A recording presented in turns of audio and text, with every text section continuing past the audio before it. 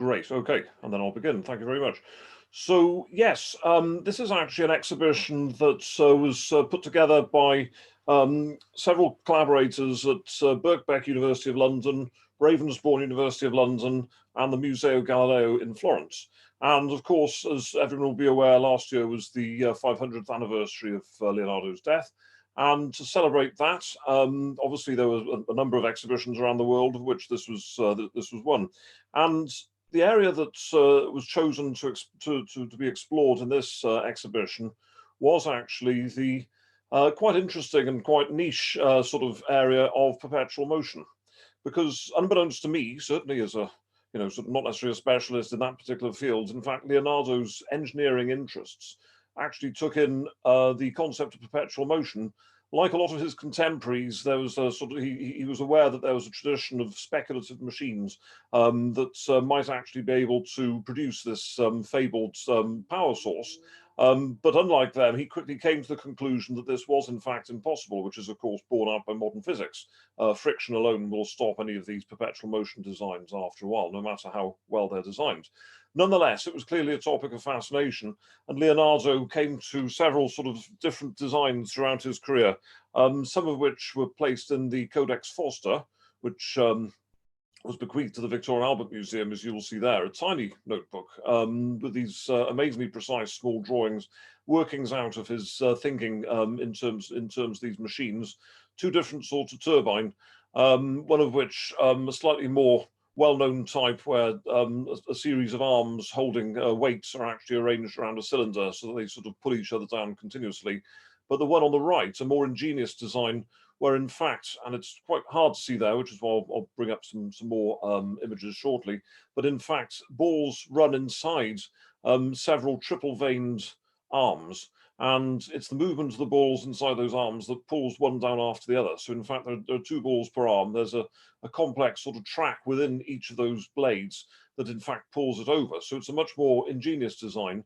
Nonetheless, the way that it could have been worked out in material is quite disputed, and indeed this is part of the thing that we were trying to resolve, was how could it be modeled firstly in 3 dimensions, secondly was it possible to suggest it was ever materially realized, and then thirdly, would it have worked after a fashion, bearing in mind that perpetual motion itself is a fallacy, but it would have at least turned in some stages. And our colleagues included Dr. Giuliana Barone, who's an honorary research fellow at Birkbeck, Andrea Bernardoni, who's from the Museo Galileo in Florence, where he's a curator and also works a lot with the exhibits, the mechanical realizations of a lot of the exhibits, and Dr. Joel McKim, who directs the Vasari Research Centre, where of course I was previously based as well. And it was thanks to this sort of network of connections that we brought a variety of viewpoints. We had the scholars discussing the intentions behind these drawings and how accurate they may have been to any sort of design. Here's the Codex Atlanticus, where there are several more designs that we also worked on as well. So we wanted to show partially the evolution of Leonardo's thinking in these terms. Secondly, of course, the information that we got, especially from Andrea, as to the mechanical feasibility of some of these designs, informed how we might also realize them in 3 dimensions. So of our own team, Mike is an expert animator. He's got a background with Pixar and several other key animation companies before he took up his post at Ravensbourne. And Jazz Rasool, who works closely with my colleague Carl Smith on the Learning Technologies Research Centre. Jazz's specialism is augmented reality, but more broadly, sort of taking some of these animations and making them fully interactive. So what we were looking to do was to find a way to inform gallery viewers when they came into the exhibition, which would mainly consist of prints, drawings, and some physical realizations of the machines. We wanted to find a way to enable these virtual reconstructions to inhabit the space in which those drawings were found, but also to inform people fully as to how they might have operated in real life, if indeed they could be. So we got to a stage where, having extrapolated and discussed the extrapolation, we found a sort of potential design for this bladed turbine. And as you can see, the initial thinking was it would be inside a cylinder, but of course the problem with that is that some of the sort of blades that sat behind the front one would be obscured. So we decided to pull it out of its cylinder and just sort of have it rotating freely in front of the viewer, so that more could be explained about the rotation and the movement of the balls inside the blades. And then we superimposed that over the original to see how closely it mapped. And in fact, the original was very slightly off center. There's a number of issues with the drawing, bearing in mind, of course, we had to blow up considerably the very small drawings that that already existed. So the layers of interpretation and the thinking behind it are, firstly, the knowledge that Leonardo himself had of engineering. Secondly, the sort of relation of that to the practicality of realization. And thirdly, was this partly done for aesthetic as well as sort of mechanical reasons as well. But we built gradually, thanks to Mike Smith's student Thomas Koza, we got to the stage of modeling the blades of the turbine. And then we started to look at ways that we could realize that in space. As you can see from these conceptual drawings, we've been working for some time with the Microsoft HoloLens, which in 2016-17 was still quite a new device, often used in sort of industrial applications, sometimes finding its way into arts and heritage sort of applications too, but always quite expensive. I mean, £3,000 a unit or so for these early AR devices, but it offered something to us which none of the competing virtual reality headsets did, which is, of course, that you can see your surroundings when you're inside the when you're wearing the HoloLens, so you can actually be fully sort of conversant with your with the area in which you're in, and that meant that when it came to locating and mapping the virtual realization onto the drawing, which is what we intended to do. As you can see here on the left, that the design would almost come out of the wall based upon a static original that would be exhibited. That meant that you could still have a physical exhibition, but overlaid on it, you had all this digital information. And we thought that would make it more real to the people who were visiting the exhibition, and to get them to understand this often quite fleeting concept of perpetual motion.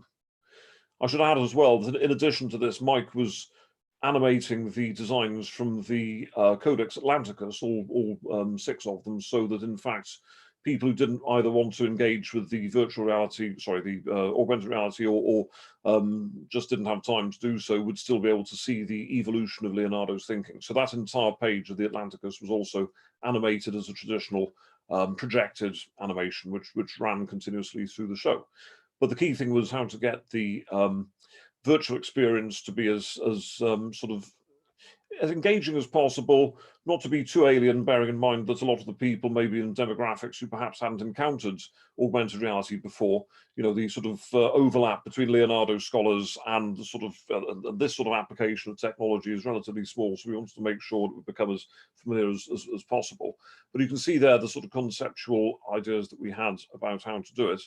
And we settled eventually on having it displayed the 2 sides of the Codex Forster pages. So this was the recto and the other side the verso. They would be displayed on a plinth in the middle of the room so that people could orbit around them. And basically they would be given a guided experience, essentially thinking back to the paper this morning by Hannes about the nature of sort of narrative in these sort of virtual spaces. Well, what we did, we had an actual narrated segment by Mike Smith himself, with an animation that would come out. You can see here the animation would develop out of the drawn sort of original, showing initially how the balls would move on a 2-dimensional surface to show how the sort of concept of the Forster turbine would work. And that then gradually became more complex, would realize itself as the drawing. And then out of that drawing would be pulled the 3-dimensional form. Now, at this point, this is where the debates over scholarship became particularly intense, because inside these turbines, you can see that there's a trough within which the balls run. And the debate was really whether, in fact, that should be given rounded edges or whether it should be square on, simply because the cross-section made a big difference to how the balls traveled inside the arms. Looking back at the drawing, it seemed to imply that there would be sort of squared edges within which the balls would fall. But as we quickly discovered with the nature of game physics, which is something that Jazz was explaining to us, that to enable them to freely run inside the turbine blades, you really had to have a round cross section and sort of enable them to roll past each other. So that was in essence an adaptation that we had to do to make it work smoothly. So, we added our own layer of interpretation there too. Now, Jazz has always been looking at this concept of the 8 realities, and this is, his interpretation really of his work in augmented reality, how you're actually trying to convey a variety of other types of knowledge inside the sort of projected space within which VR works, and the sort of overlaps that can be found. I mean, the ability to actually do more than sort of simply see this thing is important. So sight and hearing are quite easy to model in most respects. Touch, of course, is more difficult. You have to have things like haptic gloves. Taste and smell are very hard to model virtually at present. I mean, there are some systems that are attempting to do that, but in essence, you really have to address the sort of 2 primary senses of seeing and hearing, with touch a bit behind that. And he's also interested in the sort of interplay between the captured reality, which in our case was the scans off the page, and the generated reality that was developed from it, which of course, as I said, is an interpretive layer that runs on the top. We also then did also have a 3D printed reality, because from the models that we built, not only of the 2 Forster machines, but from several from the Codex Atlanticus, we also made some 3D prints and had those exhibited in a vitrine that was next to the plinth with the 2 drawings on. And then, you can see here how these different sort of areas of reality inform each other. And this was how he rendered then what we did. The imaginary reality was, of course, Leonardo's own thought experiments. That resulted in a drawn or captured reality in the form of his sketches. That then made its way into our animations, informing the 2-dimensional animations, first of all. The generated reality that we derived from those was actually our extrapolation of those into 3D. And you can see here a bit of the workflow, because Jazz then used Unity to take the models that we had drawn. You can see there he was using a plugin called Vuforia, which enables one to take a target from a real world object. In this case, the sketch of the turbine, you can see here. So the basically using the camera inside the HoloLens, the program was able to see when the viewer was standing directly in front of the work. And as soon as it lined up, it would then start the animation, the initial 2D animation overlaid over the top of that, and it would seem to come out of the original image. At least that was the theory. What we discovered in practice, you can see there, you'll be able to see better in a second, the plinth that the work was on. So it's obviously got a thick black border around it, which was actually a key part of the targeting process, so that so long as the work was perceived inside its sort of black boundary with a white boundary and then the circle and then the text, the program could start off. However, what we didn't realize until the gallery was all set up was that we had a number of facsimile copies and some originals as well being shown inside a case in the far end of the gallery, and those were kindly lent to us by the British Library. Unfortunately, those required a particular light level inside the gallery, which brought down the lumens quite considerably. And the camera, of course, in the HoloLens was intended to work in sort of office type lighting. So we were actually up against a significant change of lighting levels. That was enough to fox the camera. And so we spent some considerable time the day before the opening trying to figure out a way of doing this. And finally, Jazz had a breakthrough.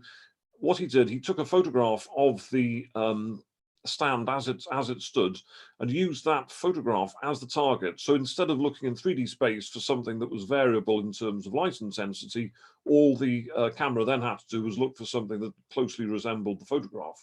That actually worked a lot better because it was done with those light levels in mind. So that's something something we discovered at the last moment, which turned out to be a lifesaver, as this because the alternative was to use the sort of typical black and white targeting sort of markers that you have for AR, which from an aesthetic and curatorial point of view was out of the question. The curators were dead against that idea of having big black and white markers scattered around the object. So we were able to overcome that. And you can see here then in Unity some of the workflow that was done. So it was actually, we think, a very successful outcome. It was exhibited from February to March 2019 at the Peltz Gallery inside the Arts and Humanities Department at Birkbeck in Gordon Square, my old stamping ground. And you can see there on the right, you've got Mike Smith holding up his tablet. You can see Jazz there guiding a member of the public through the use of the HoloLens. We did find that we had to use we had to have invigilators when the HoloLens was there. So the reason that Mike has a tablet is that we then tethered 2 tablets to the device so that they could be used when the HoloLens, being rather expensive and fragile, wasn't actually then going to be part of the exhibit. So any time that it was not going to be invigilated, we would simply leave the tablets there tethered to the stands, and so they never went walkies. The whole thing worked out well. But what I like about the picture on the left is that it basically captures all the different modes of engagement in one picture. You've got the printed image on the plinth. You've got the chap who's actually looking at that then through his through the HoloLens. Behind him, you've got the replication of the Codex Atlanticus on the wall, and then you've got the projected realization of that as an animation as well. And then finally, in the vitrine, you have several different realizations of the actual models, then as freestanding 3D pieces too. So all of those are generated from essentially the same models and the same code. We think there's a lot of interest in doing that. Very briefly, I'll touch on my particular contribution. There were a lot more drawings illustrating the evolution of perpetual motion up till Leonardo's time, some of his contemporaries, some of the other drawings he made, and also then his other drawings of engineering, and indeed his art sketches and things that were common to all of them, like his interest in motion, his interest in the body, and the structures thereof. So there was no way that we could show all those in the reasonably small confines of the Peltz, or indeed later on at in the gallery in Florence. So what we did, the curators suggested to me that I could also create an idea that I'd had for some time for building a virtual gallery of these forms. So I did so. I had to learn Unity quite quickly, developing these 3D forms into this into a space that was actually based on a library that Leonardo had decorated at the Sforza Castle in Milan. And I was able to find some images from the internet of the basically to create the mosaic for the wall and sort of put the textures on there. You can see there it was presented as a series of large upright wooden display boards, and the boards were intended to look at least something as if they had come out of the 15th century. And then on the boards themselves, a number of drawings would be exhibited, and then you could walk up to them, you could select them to see them large. You could also then carry them over to the wall at the back. I haven't got one more slide, so I'll just imagine then that you can actually make a collage of them yourself, so you could actually then investigate those works more closely. The whole thing was using a games engine, of course, so you had the usual controls using cursor keys and a mouse, and we had a workstation at the in the gallery sort of to allow engagement with that. Unsurprisingly, the people who got the most out of this were people who were familiar with these sort of key interactions of game engines. So anyone sort of who's been exposed to first-person shooters and that sort of thing. So the, dare I say, slightly older demographic of the Leonardo sort of visitors were a little bit more perturbed by that. So I think for future renditions, we will look at alternative control systems, but the basic idea was very engaging, and people clearly enjoyed that fact as well. And I'm pleased to say that all the elements were taken to the Museo Galileo in Florence later in 2019 for their exhibition there.